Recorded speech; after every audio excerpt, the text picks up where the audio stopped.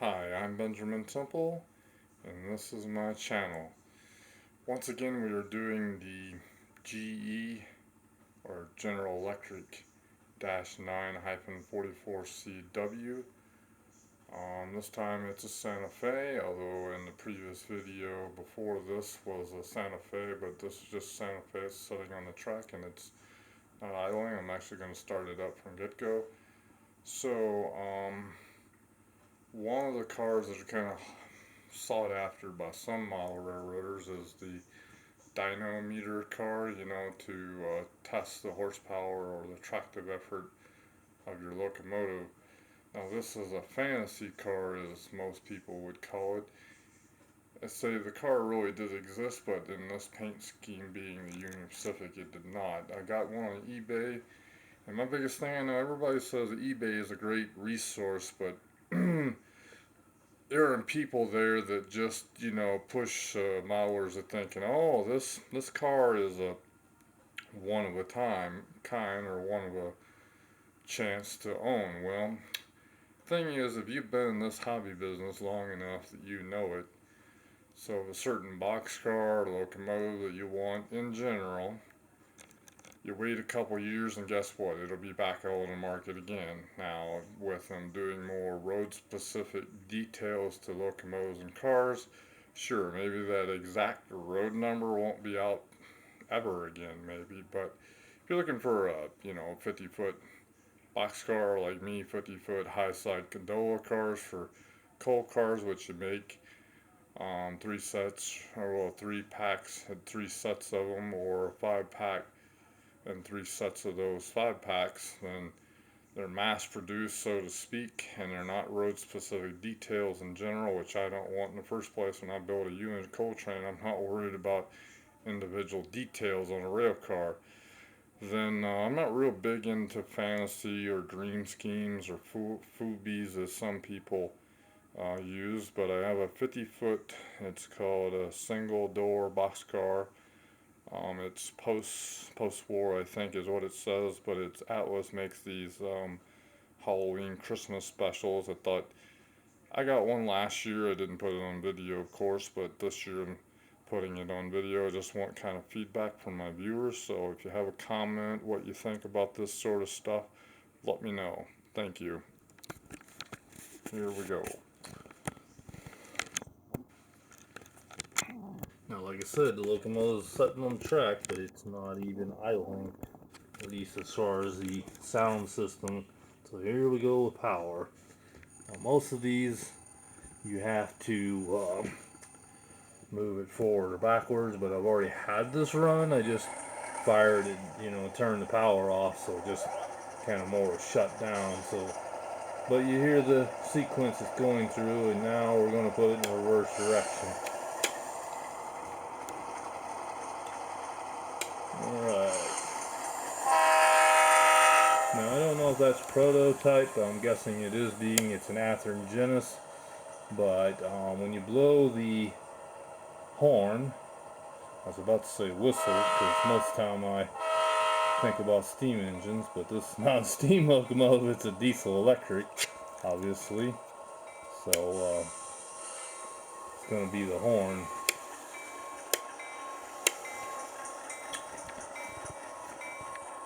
So what do you think of this Halloween car? Let me know in the comments below. So it says Happy Halloween. Yes, I do like Halloween. It is one of my favorite holidays. Christmas is more my favorite just because you get presents, but as you get older, maybe Christmas is not as a big a deal to you as some other. This one, as an adult, you get to dress up where you work at. At least you should be able to. Now, I don't know if you can see it in my camera. It's just kind of blurry here. I can't get it to focus for some reason. Let's see if we can zoom out and then zoom back in. Oh, hey, what do you know? Maybe might just be the user here. He's shaking really bad, being me. But so it says WTCH13. That's the road name, road number, and then of course Happy Halloween, and it says Atlas 2022. It's a purple roof. Of course, it is a more modern car that doesn't have the like this here Dynamometer car. It's got the walkway on the top and even ladders to get up to the top of the roof and run across it like it did in the days. Now this does have a handbrake on it. I think some of the more modern cars are getting away from that, but it's got a high handbrake, so you got to climb the ladder and get up to see it. So all in all, I think it's a pretty neat car. It comes, the doors actually open up. So watch this. I can open this door and you can see what's inside this car, which is nothing. Now, if I really was into Halloween, I guess I'd put a mummy in there or a witch. Probably a witch is not something you're gonna find in a boxcar, I'm guessing, but could probably put a mummy or some other scary Halloween creature. Or maybe you could go the opposite way and put Batman or Superman waiting to get out of this car too, but probably being it has a witch on it, I would go with the scary side of a character. Now, I don't know much about these dynamometer cars, for a guy that loves trains and studies. All I do know is that the front coupler or the rear coupler, whichever way, it has it has a deal where when you pull on it, the coupler will slide on this car, and then it's got a couple brass bars or lever inside that go down to indicate the amount of weight, which is measured in ounces according to the instruction on the car. I don't really know much about this.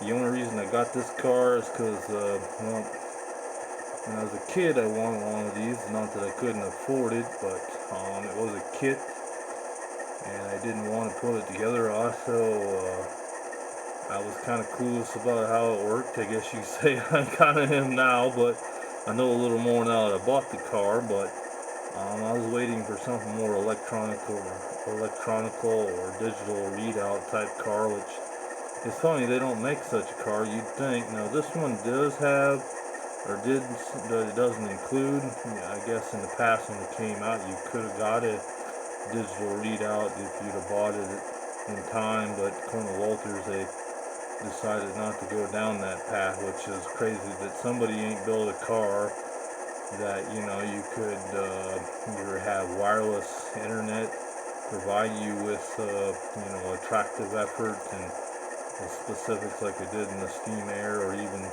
later diesel air time to give you the specs on a locomotive, and even a way to convert it back to something that would represent a real locomotive would be kind of a pretty neat car. I'm sure to build such a car would be kind of expensive. Would anybody pay that? Well, I'm sure some of the people that buy these brass cars and like me that buy this locomotive, I would get rid of this car here and definitely afford a car if somebody made something. And I would like something more prototype. I mean, if people that complain like this car is a fantasy car, then why not build an actual Union Pacific car, the dynamometer car the Union Pacific had, and then upgrade it to something where you can look through the windows and read the readout, or have a way that it comes to your computer or to your smartphone, and you can go about your way of looking at it and comparing it to notes and details of the real locomotive. Maybe that's just too advanced thinking for some people. So, like usual, the F1 is the bell, F2 is the horn, which you just heard me push. That's the long horn. Then the short is F3. Now they've changed up some of the functions to the rest of them.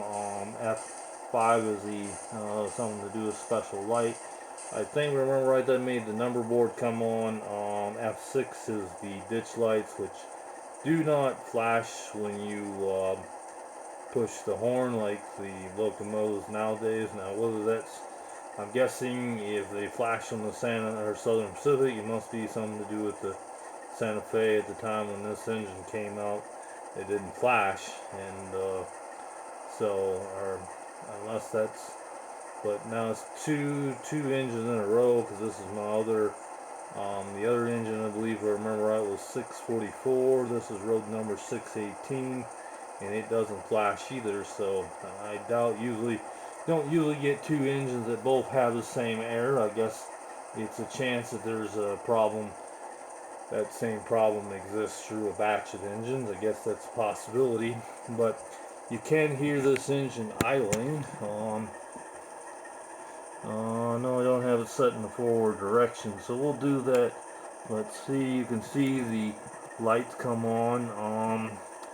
Maybe you can't see the number boards. See if I can zoom in here. Yeah, you can.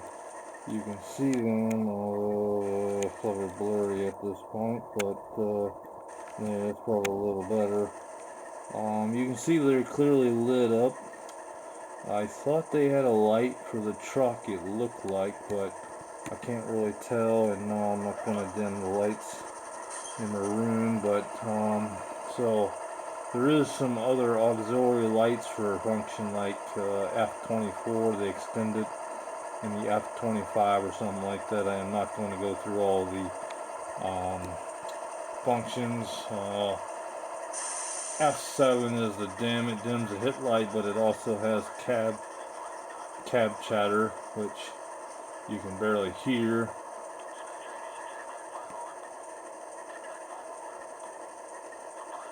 So I thought that's kind of neat, although I wish it was a little louder if they're going to do that.